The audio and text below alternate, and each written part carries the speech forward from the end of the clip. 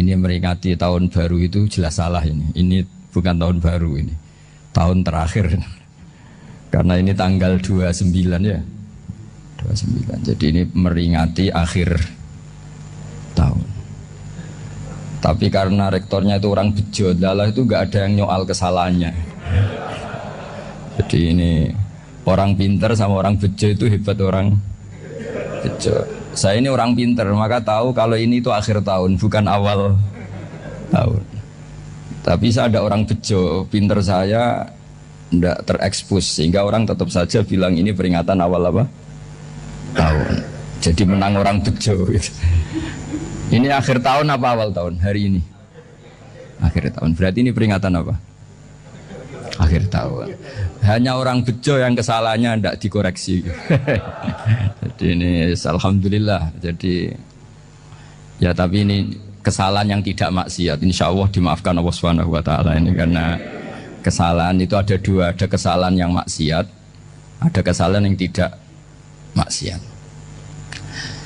Saya punya komitmen terhadap agama ini. Baik tadi yang dikatakan Pak Rektor, ada unsur ulama, ada unsur habaib, ada unsur pengusaha, ada unsur birokrat. Di antara kenangan-kenangan saya dari Syekhina guru kita bersama Kiai Haji Maimun Zubair, beliau itu sering dawuh, sering ngendikan, dan itu saya sampaikan juga ketika 7 hari wafatnya Agus Robah, cucu Mbah Maimun, putra Agus Subah. Di antara yang beliau katakan itu adalah sok hak agama itu sing gawe pegawai negeri. Itu berkali-kali beliau ngendikan gitu. Ya saya agak bantah. Lah kalau santri bah, ya santri karuan mesti gawe agama, tapi sok ben sing gawe pegawai negeri. Setelah saya jadi kiai dan penelitian, saya itu berkali-kali didatangi dokter, tentara, juga polisi. Mereka sering bilang gini, Gus saya ini dokter negeri. Saya ke NTT, ke Papua, karena saya muslim, berkebutuhan Islam, maka dibikinkan musola, dibikinkan masjid. Kalau kiai tidak bisa, bikin sendiri urunan mau narik siapa itu. Mau narik tarikan di jalan yang mau nyumbang siapa. Tapi kalau kebutuhan negara, karena tugas negara, ya difasilitasi negara dan tidak dianggap misionaris karena negara. Begitu juga di beberapa negara yang non-muslim kayak di Argentina, di Venezuela itu ada masjid, ada kajian Islam ya karena duta besar dan itu aparat negara. Disinilah kearifan para ulama berkoalisi dengan umarok dengan makna yang positif bahwa agama ini harus ditopang umarok, sistem negara. Tentu di situ ada tentara, ada polisi, ada macam-macam. Kita sebagai kiai juga nggak berdaya di depan para bandar narkoba apa-apa kalau nggak ada BNN. Kita mau apa dengan korupsi kalau tidak ada KPK. Sehingga kearifan para guru-guru kita, mulai Mbah Maimun, bapak saya sendiri, NU, Muhammadiyah, semua ormas-ormas Islam itu pasti maulah kerjasama. Karena kita siapa ya? Kalau tidak kerjasama. Dan di antara pesan Rasulullah SAW adalah yaduwahi ma'al jamaah. Jadi apa ya, kebersamaan itu sudah berkah. Fa inna yadallahi ma'al jamaah. Jadi berkah. Lalu kenapa saya kalau ngaji bawa kitab? Ini agak sebetulnya itu lazim. Lazim itu suatu yang harus. Tapi karena kelamaan mudalek itu tidak pakai kitab. Seakan-akan bawa kitab itu yang aneh. Sebenarnya aneh mereka. Karena begini logika simpelnya ya. Umat Nabi ini berhak dapat apa coba? Berhak dapat warisan yang paling luhur, paling hebat, paling jernih. Apa itu Quran dan hadis? Pertanyaannya, siapa yang paling punya hak otoritatif untuk menerangkan Quran hadis? Ulama. Ulama yang mana ya? Yang kapabel, yang sudah diakui dunia kayak Imam Ghazali, Imam Bukhari, Imam Syafi'i. Artinya kalau kita tidak pakai materi itu ulama mendapat pikiran kita, bukan mendapat pikiran mereka. Saya ulang lagi, kalau kita tidak pakai materi yang otentik, yang orisinil, umat ini mendapat pikiran kita, bukan pikiran mereka. Maka saya berusaha supaya teman-teman atau semua umat Islam dapat pikiran-pikirannya Imam Ghazali, pikiran-pikiran Imam Bukhari, pikiran-pikiran Abdul Qasim Al-Junaidi, kejernian-kejernian Abu Yazid Al-Bustami. Kejernihan itu diantaranya adalah misalnya makalah yang menurut saya itu makalah yang super. Jadi untuk ngadepi krisis karena COVID atau karena apalah. Itu lama dulu sederhana sekali. Beliau-beliau punya rumus yang mungkin jarang didengungkan orang, tapi saya akan kampanye rumus ini. Al-istighna, hakikatul istighna itu adalah al-istighna anis syai' labihi. Jadi pemenuhan kebutuhan yang sebenarnya adalah kita berusaha menghindari sebanyak mungkin kebutuhan yang sekunder, yang enggak penting. Bukan memenuhi semua yang kita inginkan. Jadi misalnya begini ya, kalau kita lapar, itu keinginan kita itu makan enak apa asal makan? Tentu jawabannya asal makan yang sehat. Tapi kalau nuruti nafsu kita, makannya yang enak, teman makan ya enak. Terus di warung yang favorit. Ini kan satu kebodohan. Kenapa untuk makan saja butuh definisi sekian banyak? Yang kita harus kecewa, warung favoritnya bisa sudah tutup. Atau kita ke sana harus macet. Ribet. Yang benar-benar arif dan bijaksana itu adalah al-istighna anisya. Sesuatu yang tidak mendesak itu jangan jadikan kebutuhan. Sehingga kalau kita puasa misalnya, semua makanan itu enak karena kita sangat lapar. Sehingga Abul Qasim Al-Junaidi ketika ditanya, ma'idamu to'am, lauk makanan itu apa? Jawabannya lucu, alju, lapar. Kalau kamu lapar ya semuanya enak. Ini sudah mulai hilang. Kita bilang makan enak itu ya sate, ya gulai, ya pizza yang kita senang. Akhirnya apa? Untuk nikmati nikmatnya Allah itu kita jadi ribet. Apalagi yang orang-orang fasik harus ditemani perempuan yang tidak halal misalnya, atau harus ada ajudan, ribet. Nah pertanyaannya, orang yang ribet sama yang nggak ribet itu pinter mana? Pinter yang nggak ribet. Nah ini kearifan-kearifan yang mulai hilang. Lalu siapa yang bisa mewarisi itu? Ya ulama. Jadi ulama itu cara berpikir sebenarnya simple. Makanya mereka sering kalau tahajud itu, di antara makalah Sayyidina Ali paling terkenal dan yang menjadikan beliau punya derajat yang luar biasa itu adalah kafani izzan antakuna li robban wa kafani fakhron an akuna laka abdan. Ya Allah, saya ini sudah begitu mulia, begitu terhormat dan sangat-sangat terhormat karena yang menjadi Tuhan itu Engkau. Jadi rumus pertama itu karena menjadi Tuhan itu Engkau. Hanya Tuhan yang abadi, Tuhan yang pertama, hanya Tuhan yang al-awwal. Coba ya Allah, kalau saya ini punya Tuhan Fir'aun, punya Tuhan mati jadi tontonan lagi, itu kerennya di mana coba? Andai kan kita punya Tuhan Fir'aun. Atau punya Tuhan yang asal-usulnya manusia, apapun hebatnya manusia itu, kita punya Tuhan manusia itu. Tuhan yang lapar, yang kalau nggak makan mungkin pingsan, mungkin bisa kena COVID, nanti Tuhannya diisolasi, kayak apa? Makanya ketika Tuhan Allah, ya Allah menyindir ketuhanan selain Allah itu, Allah hanya menyindir dengan kalimat sederhana, kana yakulanit to'am, yang kamu tuhankan itu masih makan. Hanya kalau nggak makan ya lemes. Jadi lama-lama ada orang gini, alhamdulillah tadi Tuhan mampir ke saya, kelihatannya lapar, setelah tak kasih makan sehat lagi. Susah nggak punya Tuhan yang seperti itu.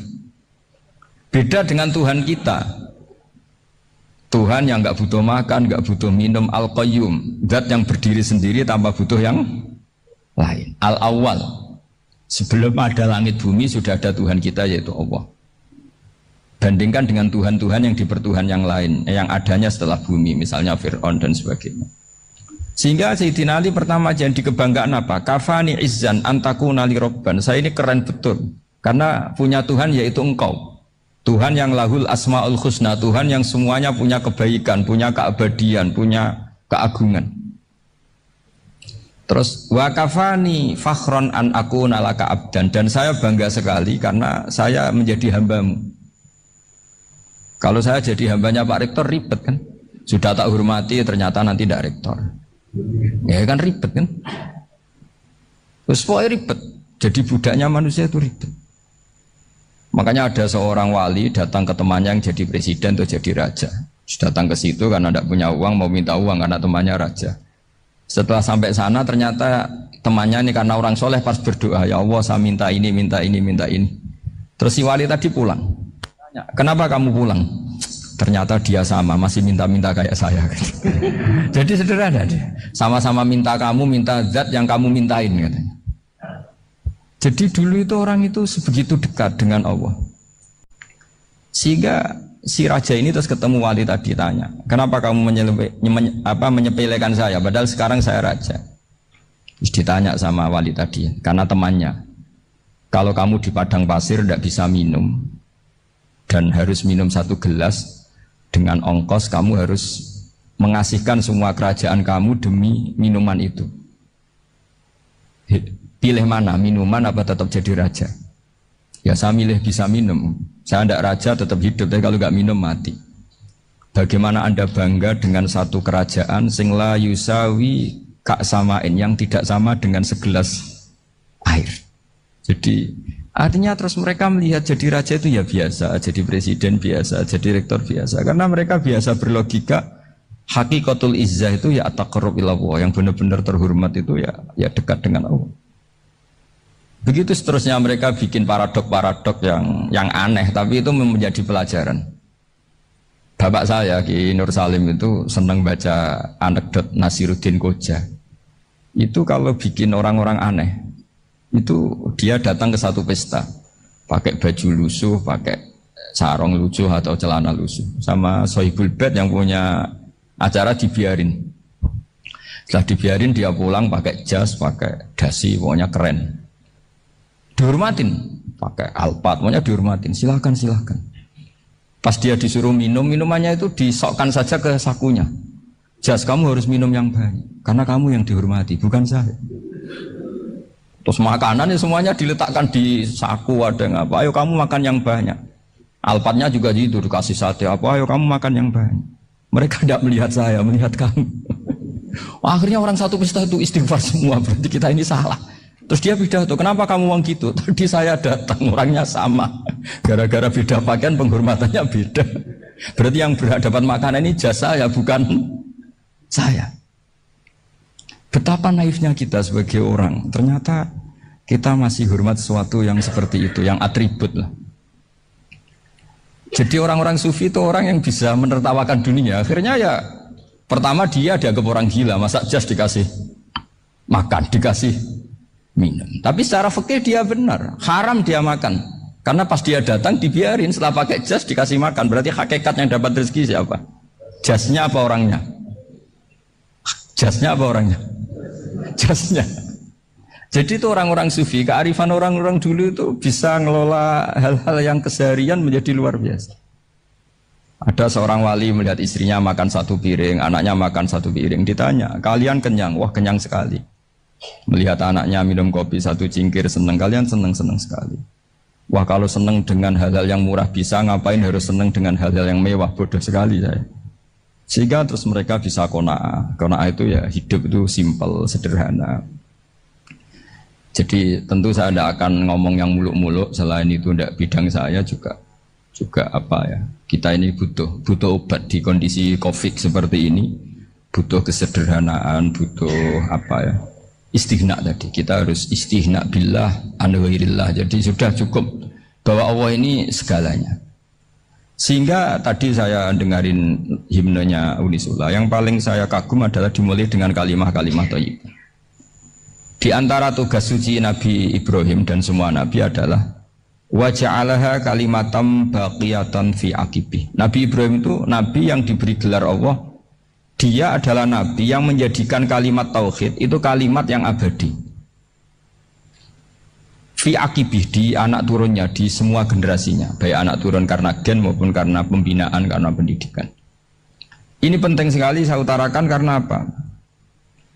Satu kehidupan itu sebenarnya digerakkan oleh kata-kata, oleh mutu kalau oleh bahasa modern. Sehingga banyak ulama mengatakan al-ibarat qutun li'ailatil mustami'in, bahwa redaksi atau moto atau pegangan hidup itu penggerak kehidupan. Sehingga sebetulnya manusia itu digerakkan oleh kalimah-kalimah itu, oleh moto-moto itu, oleh prinsip-prinsip hidup itu. Misalnya orang Palestina itu tiap hari ke pasar gitu. Mereka ke laut itu. Ditanya, kenapa tidak takut tembak Israel? Jawabannya lucu.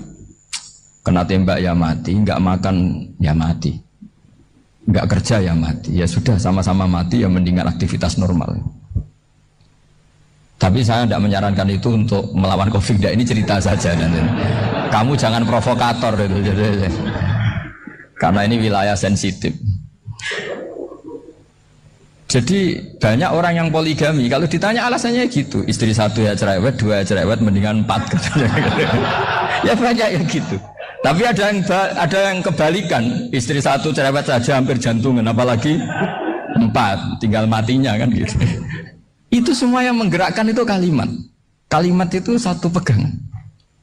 Banyak orang loh yang nggak ingin jadi rektor tuh banyak loh Pak Bejo. Jangan kira semua dosen ingin jadi rektor.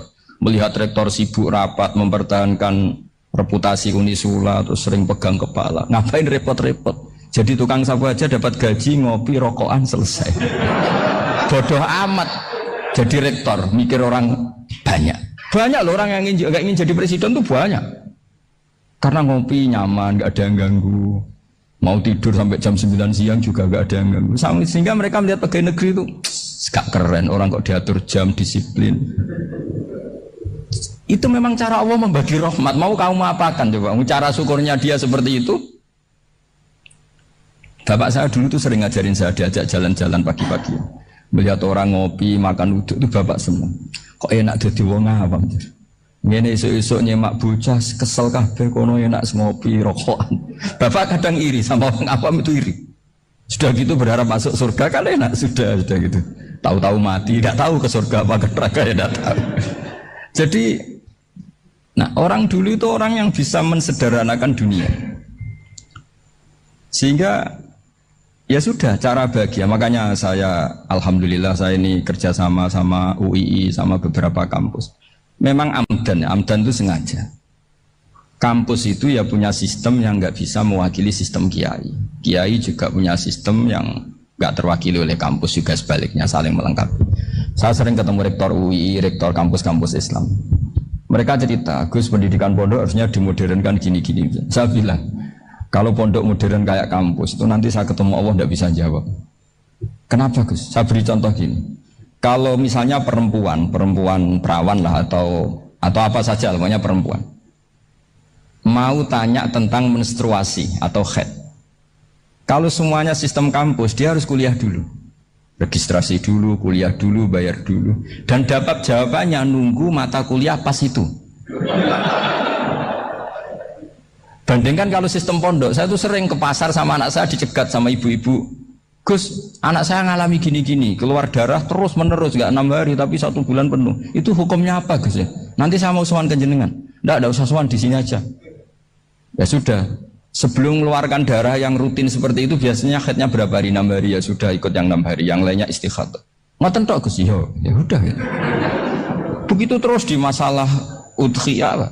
Ya coba kalau semuanya pakai sistem kampus, daftar dulu, bayar dulu.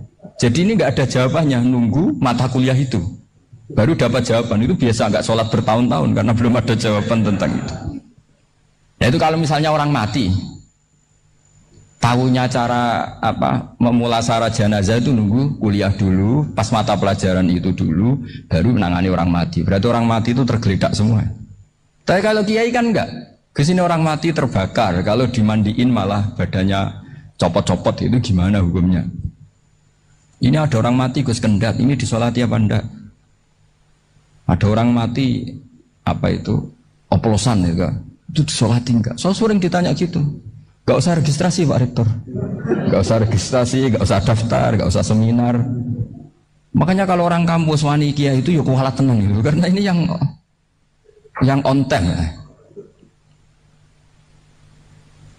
Tapi pondok seperti saya ya ikrar seikrar-ikrarnya. Pentingnya kampus karena melatih efisiensi waktu, disiplin, tata kelola manajemen, sehingga kita ya hormat. Tapi tadi kita harus saling melengkapi, sehingga saya tunjukkan ke publik bahwa saya hormat sekali sama polisi, sama tentara. Coba kita bisa apa ngadepi bandar narkoba kalau tidak polisi? Bisa apa coba menjaga NKRI kalau nggak tentara? Begitu juga, ya sudahlah kita memang fa'inayadawahi ma'al jamaah, kita berkah itu kalau bersama-sama, tidak bisa kita sendiri. Nah lalu orang kayak saya itu ya beberapa kali sebetulnya saya itu ditawanin jadi doktor honoris causa apa. Kekhawatiran saya satu Pak Bejo, takut pas nggak punya uang, itu dokter gak di duit kan gak pantas gitu. Jadi repot gitu, daripada beban lah sudah lah, nggak usah dokter. Jadi kalau nggak punya uang ya pantes, terus kalau ngebis ya pantes. Suatu saat kalau mati nggak ada yang hadir ya pantes, nggak dokter gitu. Kalau sudah dokter kok masuk neraka, dokter kok masuk neraka, kayaknya apalagi rektor kampus Islam kok masuk neraka itu kan kok kayak agak pas itu. Misalnya rektor Unisiola ditanya Mungkar Nakir nggak bisa kan kayak gimana gitu. Makanya harus sering ngaji saya supaya nggak malu di depan Mungkar Nakir. Masa rektor ditanya Mungkar Nakir nggak bisa. Harus berani bentak. Ini saya rektor loh Pak Mungkar Nakir. Masa kalau wali-wali dulu berani. Masyhur di cerita wali-wali ditanya Marabbuka manabuka. Saya ini guru tauhid. Kok kamu tanya Marabbuka manabuka yang ngotok. Kok kamu tidak pernah ngaji enak aja tanya. Jadi wali-wali itu ya rileks kan dulu kan. Saya akan rileks wali di Bang Pak Rektor. Saya akan itu. Karena wali itu lebih dekat Allah. Sehingga orang dulu itu saya ulang lagi ya. Ada satu kearifan namanya hidup itu apa? Hidup itu adalah cari sebanyak mungkin supaya hidup itu tidak tergantung pada banyak hal. Sehingga misalnya cara berpikir orang-orang modern itu sebenarnya banyak orang-orang ilmuwannya nggak ngagumi Amerika. Bukan karena angkuh ndak. Untuk mempertahankan kebesaran negara sebesar itu, kebutuhan listriknya besar, kebutuhan tentaranya besar, kebutuhan apa? Sementara negara kayak Venezuela atau Swiss kebutuhannya ada banyak. Pertanyaannya, yang tergantung dengan banyak hal sama yang tidak tergantung banyak hal itu pinter mana? Kalau dibalik pertanyaannya gitu, negara-negara maju itu tidak keren kalau dibalik pertanyaannya. Orang yang untuk mempertahankan eksistensinya banyak, butuh banyak hal, dengan yang tidak butuh banyak hal, itu pinter mana? Orang yang bahagianya nunggu jadi dokter, nunggu jadi kiai besar, kiai viral, dengan orang yang bahagia cukup dengan ngopi, itu pinter mana? Tapi kalau dibalik pertanyaannya, orang yang tahunya nikmat hanya kopi, dengan nikmat yang banyak, pinter mana? Makanya Mbah Mun tuh kalau guyon itu lucu. Aku ikut saake ambek desa sing mlebu swarga. Saya dulu gak mlebu swarga kok disakeni. Akhirnya beliau memberi penjelasan.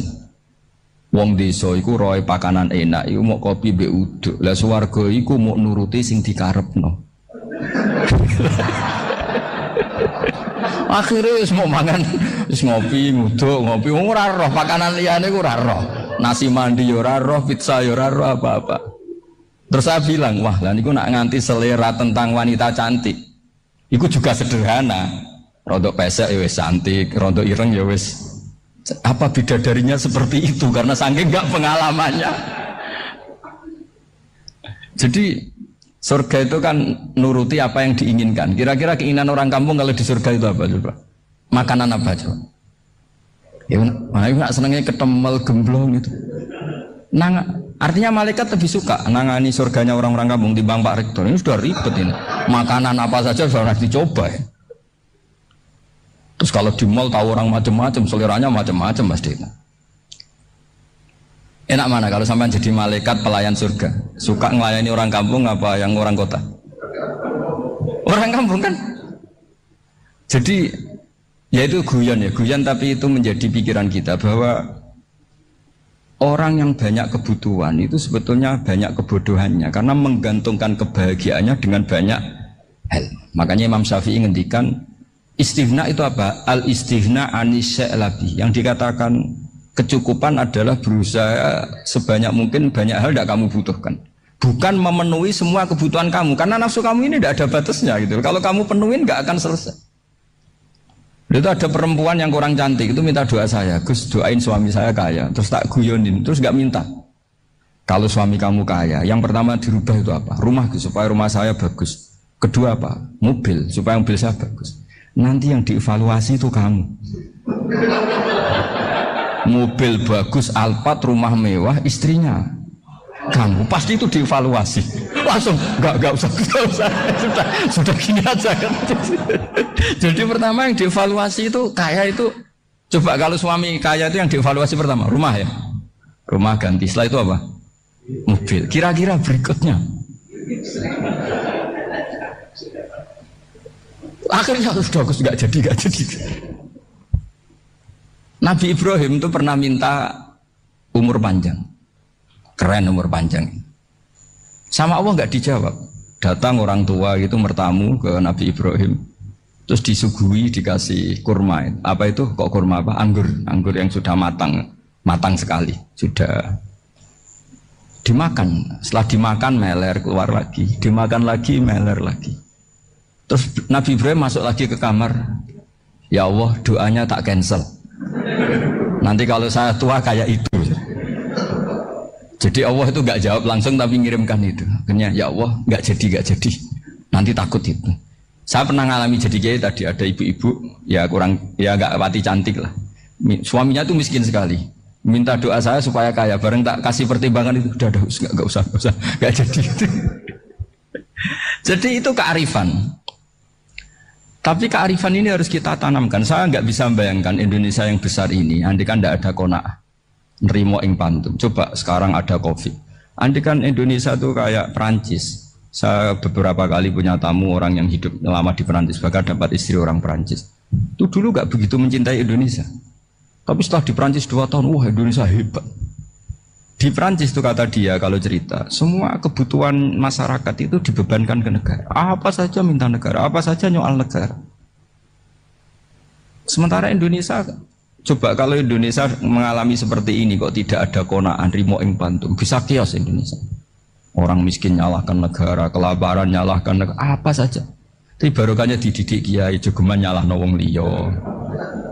Urip rimo ing pantum, diame. Sampai gak ngerti kalau Covid. Banyak tuh orang-orang kampung itu, orang lugu-lugu itu. Mbah niki saking Covid, salam ning Covid, muga-muga umure panjang. Dikira Covid itu nama orang yang ahli sosial itu. Mbah niki dana saking Covid. Matur nuwun sampeno salamku, muga-muga umur panjang. Bingung kan yang nganterin ini. Ini gimana yang mau menjelaskan ini? Memang nggak paham. Ribet kan. Tapi saya pastikan bahwa dengan keadaan seperti ini kita bahagia, kita stabil, itu jelas barokahnya kalimah tadi, moto tadi atau pegangan hidup tadi. Makanya disebut al-ibarat qutun li'ailatil mustami'in, bahwa redaksi atau kata-kata atau pegangan atau filosofi hidup, apalah namanya itu adalah penyemangat. Karena kata-kata ini memang luar biasa. Ketika sahabat perang demi kebenaran, zaman itu ya pasti benar karena yang dibela Nabi. Dulu itu kan enak zaman Nabi, yang dibela mesti benarnya, musuhnya mesti salahnya. Sehingga dulu itu memang harus tegas. Kalau sekarang mau tegas gimana? Yang kamu bela tidak mesti benar, musuhnya tidak mesti salah. Ribet kan kalau misalnya saya tukaran sama Pak Rektor, kamu mau bela mana kan bingung. Saya tidak mesti benar, saya tidak Nabi. Pak Rektor apalagi nggak mesti benar lagi kan? Ribet kan? Jadi kalau kita mau perang sekarang itu mau pede gimana? Enggak. Makanya banyak ulama sekarang tuh mau tegas tuh nggak berani karena ya banyak hal yang abu-abu lah wilayahnya. Misalnya pilihan presiden, atau pilihan bupati, pilihan menteri. Kamu mati-matian bela itu, yang kamu bela tidak mesti benar, musuh kamu tidak mesti salah. Misalnya pilihan bupati, wah ini kabupaten ini baik kalau bupatinya ini, yang satu bilang ini, terus tim suksesnya kamu tanya, kamu yakin? Ya tidak juga. Lah kenapa semangat? Kan saya botohnya, paling alasannya ya itu aja, bukan yang lain. Beda dengan zaman Nabi, Nabinya mesti benar, Abu Jahalnya mesti salah, kan enak aturan mainnya jelas. Singkat cerita dalam perang itu banyak sahabat yang ngalami luka, ngalami apa gitu. Kemudian curhat ke Nabi, ya Nabi gara-gara derekkan jenengan, ngikuti jenengan saya harus ngalami seperti ini. Ngiranya orang itu diapresiasi sama Allah keluarnya. Ternyata sama Allah gak diapresiasi. Malah diturunkan ayat intakunu ta'lamuna fa innahum ya'lamuna kama ta'lamun wa tarjuna minallah malah yarjun. Kalau kamu sakit karena perang, orang-orang kafir itu ya sakit. Itu saja berani padahal demi kekafiran. Wa tarjuna minallah malah yarjun. Padahal kamu punya nilai lebih yaitu berharap kepada Allah yang mereka tidak punya. Saya jadi kiai itu ya kadang mangkel. Karena yang benci ya benci, yang seneng itu ngel-ngel loh kayak Pak Bejo. Jadi semuanya ribet. Nah iya, yang benci ya ganggu, yang seneng ya ganggu, tambah nemen. Seribet. Tapi kalau sudah ingat bandar narkoba, mereka berhadapan dengan polisi, kadang ditembak karena kesalahannya terlalu fatal. Antar persaingan mereka juga bisa tembak-tembakan karena merebut pasar narkoba. Itu saja mereka berani. Kok kita yang jadi kiai kadang dicium tangannya, dihormati gak berani, hanya takut apa ya, musibah-musibah kecil lah, atau problem-problem kecil. Lah iya, kalau kita bandingannya gitu. Kalau kamu mau tahajud kedinginan, itu masih nanti dihisab Allah itu gitu. Maling ayam itu keluar malam-malam, hanya dapat ayam. Itu gak takut dingin. Ya gak takut digebuki masa. Kamu mau tahajud saja takut dingin. Makanya nanti hisabnya orang soleh itu nanti dijajarkan orang dolim. Terus diperbandingkan. Wah itu habis kamu kalau itu. Jadi misalnya Unisula mau rapat, tapi ini malam, kalau malam dingin nanti sama masuk angin. Anak-anak pang di perapatan aja berani kamu. Kalau sudah perbandingannya gitu tuh ribet kita nanti. Makanya itu kalimat itu moto atau filosofi hidup. Sehingga diulang lagi nasihat itu. Iyam saskum korhun faqad masal qoma korhum mislu. Kalau kamu kena luka, orang-orang yang nggak benar juga akan kena luka. Itu aja berani demi ketidakbenaran. Masa kamu demi kebenaran nggak berani? Akhirnya orang itu, ya itu kalimat, itu heroik. Makanya kita ini penting ya, makanya tadi himne Unisula dimulai kalimah-kalimah thayyibah. Karena kalimah ini yang menjaga kita, kalimah ini. Misalnya tentang Tuhan. Kenapa orang Islam imannya kokoh seperti ini, termasuk yang sudah hidup di Amerika, di Australia, di mana-mana. Itu ya barokahnya ajaran atau barokahnya kalimah. Saya sebut kalimah saya pakai bahasa santri. Karena la ilaha illallah itu dalam tradisi santri disebut kalimatu haqqin alaiha nahya wa alaiha namut wa alaiha nub'ats. Ada yang riwayat wa biha nub'ats insyaallah taala minal aminin. Kenapa mereka di mana-mana meskipun sekolah di Amerika, di Australia, bahkan di Soviet tetap mukmin? Itu barokahnya ajaran yang benar. Allah itu siapa? Tuhan. Tuhan itu sifat dasarnya apa? Awal. Dia harus wujud awal sebelum makhluk yang lain. Sehingga ketika ada negara yang maju, yang tertib, manajemennya tertib, masyarakatnya makmur, tapi punya Tuhan yang tidak seperti itu, tidak awal, itu sudah gak nyaman. Karena ndaklah keren Tuhan saya, karena Tuhan saya itu al-awwal, zat yang pertama. Tuhan saya keren lah, zat yang gak mati. Tuhan yang gak mati, yang gak pernah mengalami kematian. Sehingga tontonan atau yang dilihat kenikmatan-kenikmatan yang lain ini tidak mengubah dia pendirian tentang Tuhan. Karena mantapnya satu kalimat tadi, bahwa Tuhan itu ya harus satu, harus awal, harus tidak mati, tidak rusak, tidak mengalami apa-apa yang membahayakan. Sehingga ketika ditawarin Tuhan yang lain, meskipun menjanjikan secara finansial atau kemakmuran, mereka gak tertarik. Itu coba, itu barokahnya makmur apa barokahnya ajaran? Barokahnya ajaran. Sering negara Islam itu kalah makmur dengan mereka, tapi barokahnya ajaran ini tetap apa? Tetap Islam. Makanya Nabi Ibrahim, Nabi yang sukses bikin waja'alaha kalimatam baqiyatan fi aqibi. Sehingga kita ini bekti sama orang tua misalnya, itu ya karena ajaran. Suwargamu itu karek wong tuamu. Nak wong tuamu ridho, Allah ridho. Nak ora ridho, Allah ora ridho. Ridho wa fi ridhol walidain wa sakhatu wa sukhtu wa fi sakhatil. Sehingga ketika ada orang tua yang agak brengsek gitu, anak-anak tetap hormat. Punya orang tua yang miskin, yang sudah miskin, tukang tombok nomor, banyak kan di kampung gitu, ya tetap hormat. Coba kalau dari awal kita ngajari orang tua kamu hormati, ya kalau baik, kalau tidak usah. Bisa geger Indonesia. Tapi barokahnya ajaran-ajaran itu Indonesia tertib karena ada ajaran.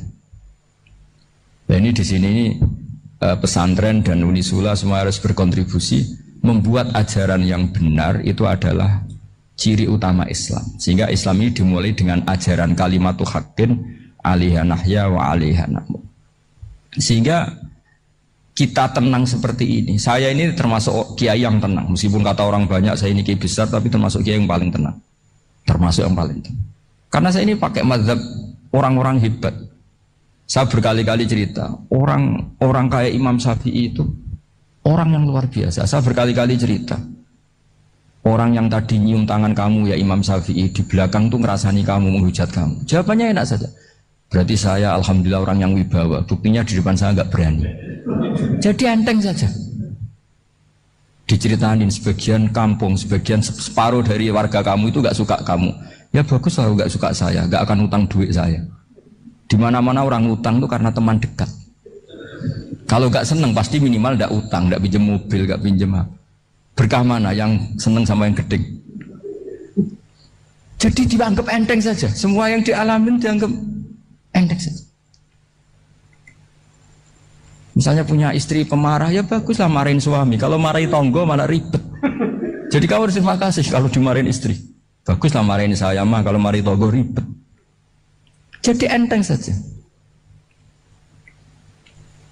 Tapi kita sekarang itu karena nafsu ya, sehingga menghadapi hidup ini ribet. Ulama dulu kalau mau mati itu senangnya bukan main. Sudah lama saya ini ingin gak maksiat. Kayaknya gak maksiat paling efektif itu mati. Ya tidak apa-apa Gusti, kalau sebaiknya mati ya mati aja.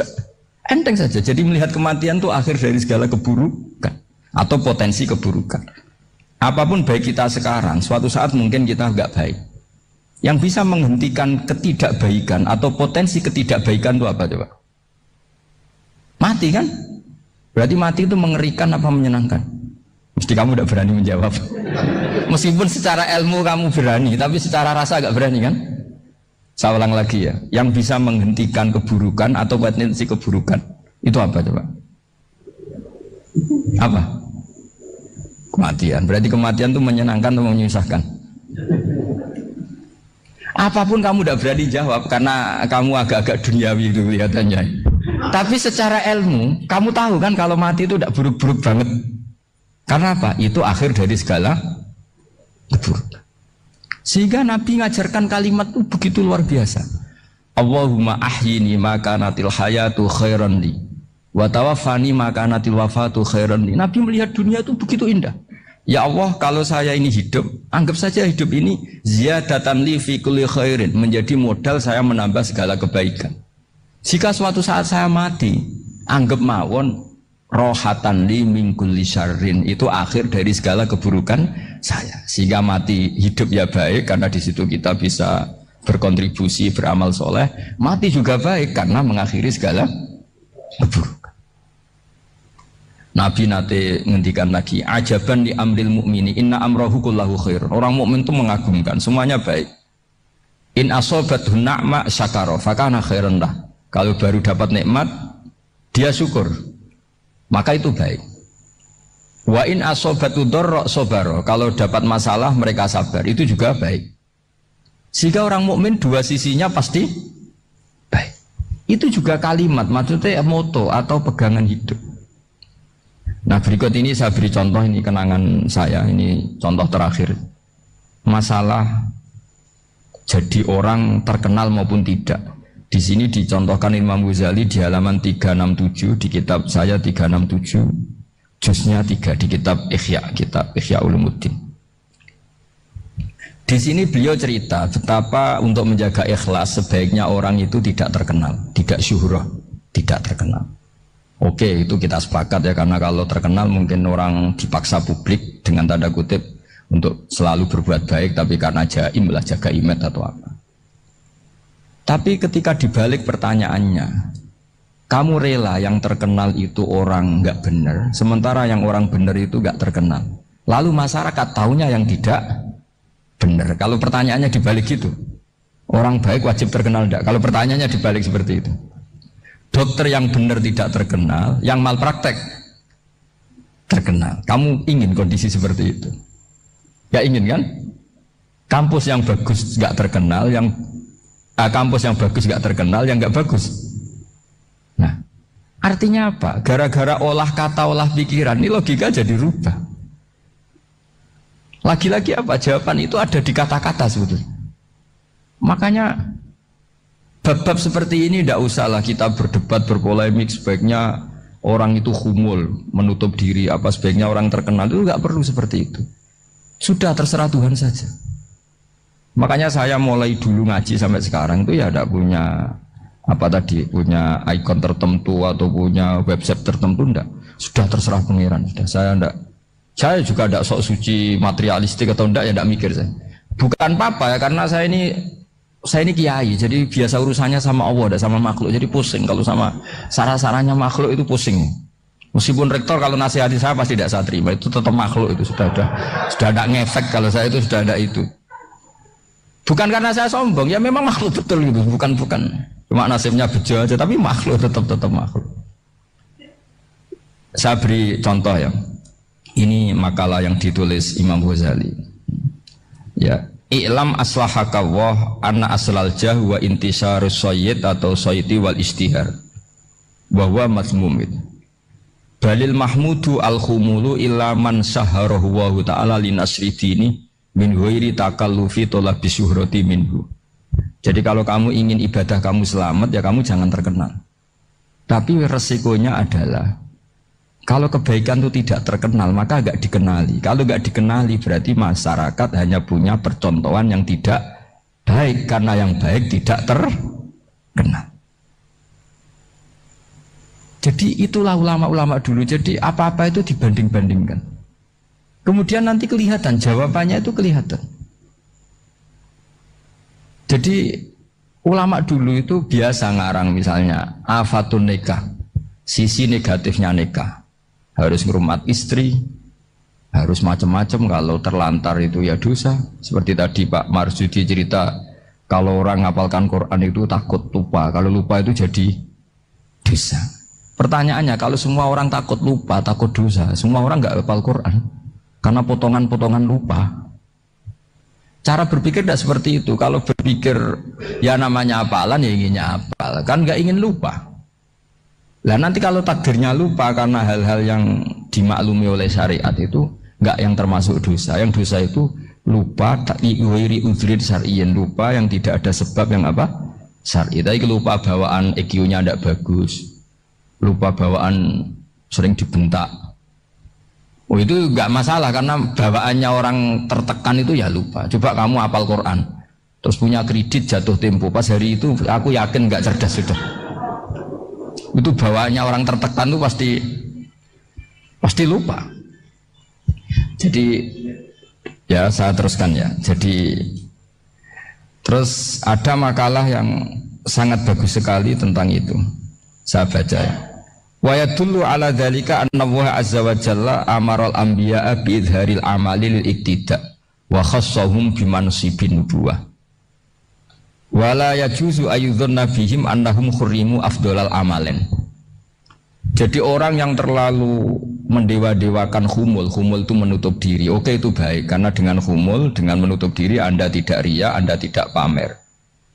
Tapi kata Imam Ghazali, kamu juga harus ingat di antara syaratnya Nabi itu harus mengumumkan kalau beliau itu seorang Nabi.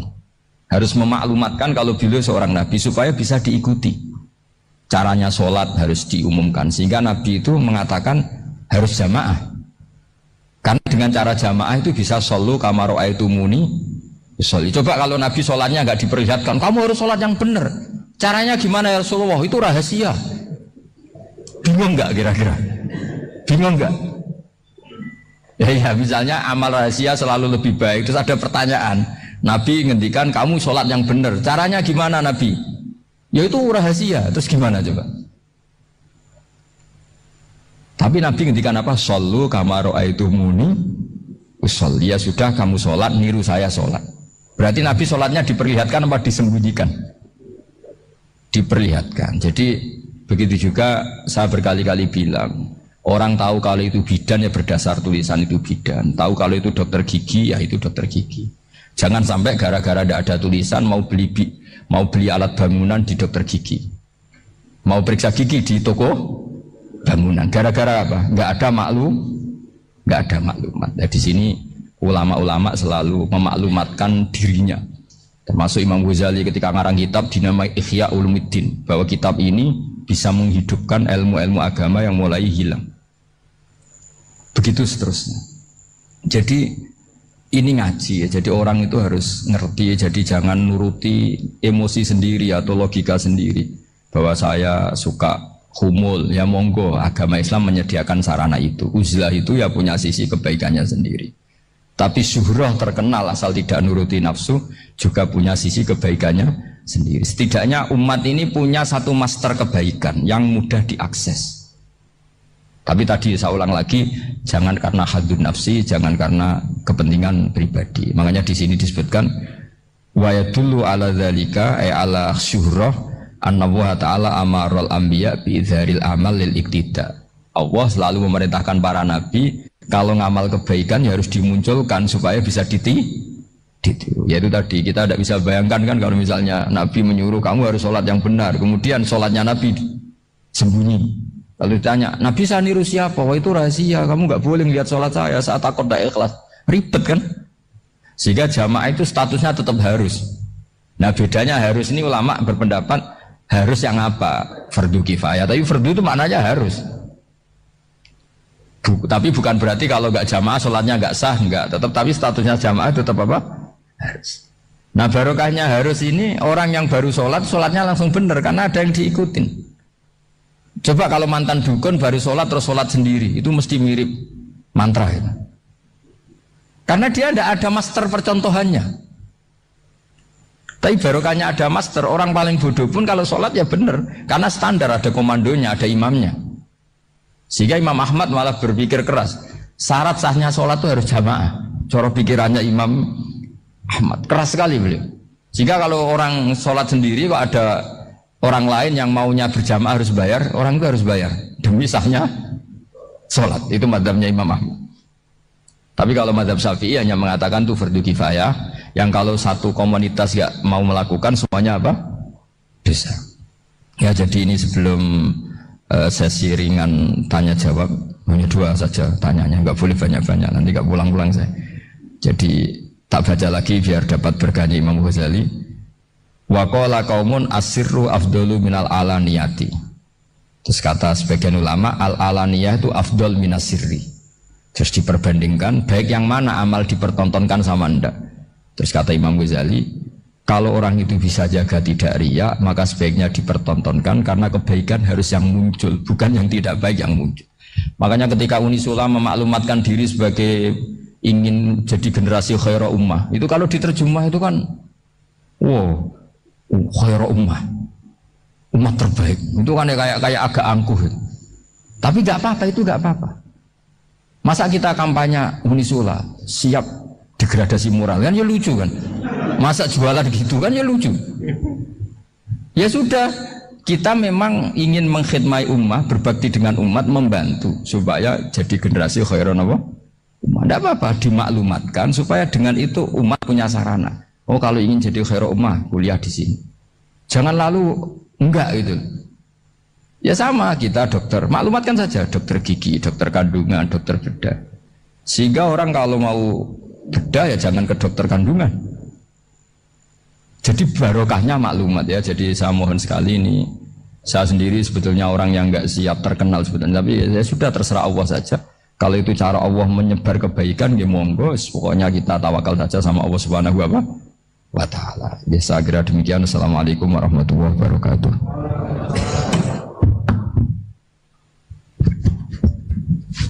Matur suwun, Gus. Alhamdulillah. Sesi tanya jawab. Gus, 2 aja. Ya, ini ada dari Yogi Banjarmasin, satu tipe dengan Ahmad Banyuwangi, satu tipe dengan Rizka Pekanbaru. Yang dari Banjarmasin itu, Gus mohon izin ngaji lewat jarak jauh, baik melalui YouTube maupun lewat medsos. Namun sanadnya bagaimana Gus? Sebab masa kini belum bisa ketemu langsung. Terus Rizka Pekanbaru ini trik mendidik akidah anak sejak dini, pripun. Terus Ahmad Banyuwangi ini bagaimana kaum milenial, karena setipe Gus, generasi X, Z yang lahir tahun 2000-an, bagaimana membuat menarik belajar tasawuf bagi generasi anak-anak. Nah sih, ngomong itu. Tapi setunggal tipe nih tasawuf. Bagaimana belajar tasawuf untuk generasi-generasi yang cik nom-nom nih. Terus satu itu tipe dengan mendidik anak. Kemudian yang nomor 2 mohon izin ngaji jarak jauh. sanadnya pripun karena belum bisa ketemu. Begini ya, saya mungkin yang kesekian kali ya punya tamu dari Kalimantan, dari Sulawesi. Memang kalau sebagian mereka pernah mondok itu tersiksa karena ngaji saya hanya lewat virtual atau lewat medsos. Kebaikan itu pasti sudah benar. Jadi dengan ketemu langsung maupun enggak itu secara sana itu sudah cukup. Cuma ada beberapa kebenaran yang butuh jelimet, butuh tahqiq, itu yang harus ketemu langsung. Tapi kalau yang kebenaran-kebenaran umum itu tidak perlu, karena kebenaran itu bahasa lainnya itu al-ma'ruf, sesuatu yang mudah dikenali oleh akal, oleh nurani, oleh komunitas, oleh sistem sosial. Sementara mungkar itu sesuatu yang aneh. Andai kan tidak ada agama pun, orang akan bilang selingkuh itu mungkar. Andai kan tidak ada agama pun, sesuatu milik siapa harus jelas. Sehingga diaturlah ini istrinya ini istrinya ini barangnya ini. Yang paling berhak make apa ya yang punya kan? Makanya nikah itu disebut ma'ruf. Yang boleh make ya yang punya.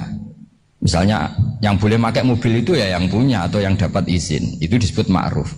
Lalu yang nggak punya kok make, itu namanya mungkar. Ya aneh, nggak punya kok make tanpa izin. Sehingga kebaikan-kebaikan seperti ini nggak butuh sanad karena semua orang pasti kenal. Makanya disebut kebaikan itu al-ma'ruf, kemungkaran disebut mungkar. Jadi ma'ruf maknanya arafahul aklu, akal ini mudah menerima. Mungkar maknanya angkarohul aklu, akal ini menjadi aneh. Kan nggak mungkin lah orang yang waras mau ini ada minuman, kalau kamu minum hilang kesadaran, minuman ini halal, itu aneh nggak? Aneh kan? Tapi kalau kebalikannya ini minuman manfaat untuk stamina, manfaat untuk kesehatan, maka ini halal. Nah agama itu datang dengan sesuatu yang ma'ruf dan menolak sesuatu yang dinikahkan oleh mbah dari ibunya hanya karena berdasar fatwa. Oh kemarin Gus Bah atau Kiai siapa dawuh wali itu kalau nggak bapak ya mbah, wong ini mbahnya. Nah itu butuh detail. Yang dimaksud mbah di bab wali adalah abul ab, bapaknya bapak, bukan sekedar mbah. Nah hal-hal seperti itu mohon sekali untuk tidak kesusu atau tidak tergesa ngambil kesimpulan, karena itu butuh fikih yang apa? Detail. Ya butuh fikih yang apa? Detail. Padahal istilahnya sama, wali itu bapak dan mbah. Sehingga dalam kitab-kitab matan misalnya kalau ada fa'ahakul auliya bitazwid abun summa jaddun, itu pasti sama Sarah dikritik. Al-aula ayyakula abul ab, seharusnya jangan dikatakan mbah, karena kalau mbah memasukkan dari ibu, yang benar adalah abun fa'abul ab, bapaknya bapak. Nah, jadi kira-kira gitu Pak Irto. Gantian jenengan yang menjelaskan ini. Yang nomor 2, kesempatan baru itu kalian bagaimana mendidik ini bijak dan tasawuf bagi generasi milenial ini. Ya kayak tadi, tasawuf maupun tauhid maupun ilmu moral apapun itu mudah sekali dididik. Ciri utama agama ini itu ad-din yusrun, agama itu mudah. Mudah itu artinya ya nurani nerima ya gampang, akal ya gampang, komunitas ya nerima gampang. Kayak tadi penjelasan saya tentang Tuhan. Ada orang miskin dari Indonesia, misalnya kuliah di Amerika. Dia mulai kecil tahu yang seharusnya jadi Tuhan itu siapa. Ya yang menciptakan langit bumi, sebaiknya yang jadi Tuhan itu siapa? Ya yang wujudnya paling awal. Kemudian dikasih alternatif Tuhan yang wujudnya ada tanggalnya. Keren nggak misalnya? Kan terus nggak keren. Kok Tuhan sama buminya kok dulu buminya? Kayaknya kok enggak lah kayak gitu. Artinya barokahnya logika yang sehat ini kan. Ya setahu saya hampir jarang kan yang murtad masalah tauhid itu. Kalau moral banyak yang agak nakal, tapi secara tauhid jarang yang murtad karena tanaman logika tauhid itu mantap di Indonesia. Mulai kecil kan diajarin wujud, qidam, baqa, mukhalafatul lihawadisi, qiyamuhu fi nafsi. Sama, moral juga gitu. Jong jogeman misoi wong, kena dipisoi sakit enggak? Jangan pernah mencubit orang, dicubit itu sakit. Jadi orang diberi rasa, nggak enak loh disakitin orang, dijotosin orang, ya sudah jangan jotosin orang, nggak enak. Sehingga apa ya, kalau kamu ingin sopan ya disopani ya harus sopan, kalau ingin dihormati harus menghormati orang lain. Sehingga itu tertanam. Makanya bangsa kita termasuk yang terbaik akhlaknya. Kalau musim haji itu dipuji-puji sama sekian negara karena pantangan lah kita nginjek orang sholat, melangkai orang ruku, orang sujud. Kalau orang lain mungkin kan seenaknya. Iya, karena mulai kecil itu dilatih tidak boleh ngelangkai orang, tidak boleh. Nah, jadi akhlak itu ya diajarkan mulai kecil plus logikanya. Logika itu ya apa saja lah, yang penting menjadi anak kecil itu paham. Dan itu mudah, saya ulang lagi mudah, karena agama ini ad-dinu yusrun, agama ini mudah, jadi mudah difahami. Enggak bisa kamu katakan misalnya tasawuf. Tasawuf itu ya gampang kayak tadi, seperti Bapak kalau ngendikan.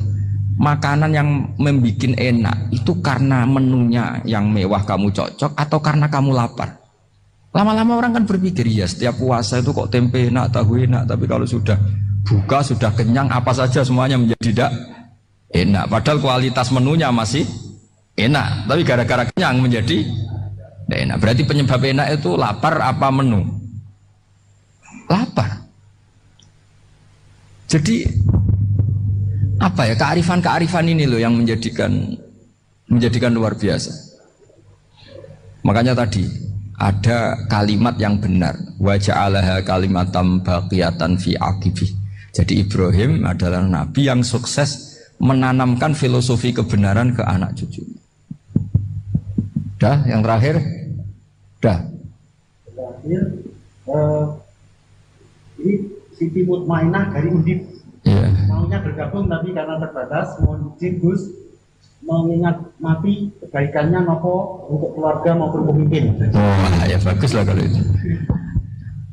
Kalau di kitab-kitab yang saya baca, ingat mati itu tidak selalu baik, juga tidak selalu buruk. Malah kalau menurut Sayyid Abdul Al-Haddad, khusus yang para pelajar yang mencari ilmu itu nggak baik ibadahnya ingat mati, karena dia harus dinamis, harus mobil. Kalau ingat mati kan terus lemes. Tapi kalau untuk pejabat harus ingat mati, kalau enggak korupsi terus itu. Harus ingat mati. Jadi kalau manfaat bagi keluarga begini ya, saya merasakan. Ini tanya anak saya itu baru tamat aliyah kemarin. Yang satu barusan mondok sarang baru 2 bulan atau 1 bulan. Itu saya kalau bilang ke anak-anak gini, kamu ketemu saya itu harus spesial. Bisa saja bapak besok itu meninggal. Jadi semua hari itu spesial. Karena jangan-jangan ini kenangan terakhir. Nabi itu kalau ngajari orang supaya sholat khusyuk, sholli ka'annaha sholatu muwaddi'in. Kamu sholat seakan-akan itu sholat terakhir kamu. Oh itu mesti serius. Kamu ketemu istri seakan-akan terakhir pertemuan, kayak mau pergi ke New Zealand atau ke Amerika. Aja malam itu spesial karena besok istri saya pergi. Bayangkan kalau itu terakhir mau mati. Sampai ngamuk serasido lah kan gitu. Jadi hikmah ingat mati itu makanya Nabi diantara riwayat ya. Meskipun riwayat ini diperdebatkan, tapi jelas ini satu petua yang baik. Wa'mal li akhiratika ka'annaka tamutuhud, dan kamu beramal untuk akhiratmu seakan-akan besok itu mati. Maka sholat kita akan spesial, hidup kita akan spesial karena kenangan kita terbaik ya sekarang, besok sudah mati. Sehingga anak-anak saya itu sama saya itu senang sekali. Saya juga sama anak-anak semua. Karena kesempatan ini tidak selalu ada. Jadi, nah, tapi ada kalimat untuknya wa'mal di dunya ka i'mal di dunya ka ka'annaka ta'isu abadan. Untuk duniawi kamu seakan-akan hidup selamanya. Itu maksudnya itu rileks saja. Misalnya hari ini urusan enggak selesai, besok masih ada hidup. Enggak selesai, besok masih hidup, sehingga rileks. Tapi kalau urusan akhirat harus selesai sekarang karena besok sudah mati. Jadi ingat mati itu positifnya ya tadi, semuanya akan indah. Coba orang yang mau meninggalkan Indonesia, misalnya nyuwun sewu LSM yang biasa demo atau mahasiswa yang biasa demo, terus tawarin besok kamu kuliah di Rusia. Itu warung apa saja kenangannya baik semua karena mau meninggalkan Indonesia. Tapi kalau tahu gak meninggalkan Indonesia, demo terus. Orang-orang sering demo, tawarin ke luar negeri, kira-kira mau nggak? Pasti lebih suka apa? Indonesia. Orang paling miskin yang ngeluh terus di dunia ngeluh gak pernah nikmat, tawarin mati, mau nggak? Nggak mau kan? Nah, jadi untuk supaya hidup ini nikmat, semuanya itu anggap kenangan terbaik Anda, dan itu saja kenangan terakhir. Makanya resepnya Nabi supaya sholat khusyuk apa? Sholli sholatan apa? Sholli sholatam wadiin, kamu sholat ka'anha sholatum wadiin, seakan-akan itu sholat apa? Terakhir, sehingga terus kita nyaman, kita apa? Dan kita nganggap ini sholat yang terakhir. Nanti ternyata masih lagi. Ya sudah, itu sholat yang terakhir lagi. Sehingga semuanya apa? Spesial. Ya gitu Pak Rektor.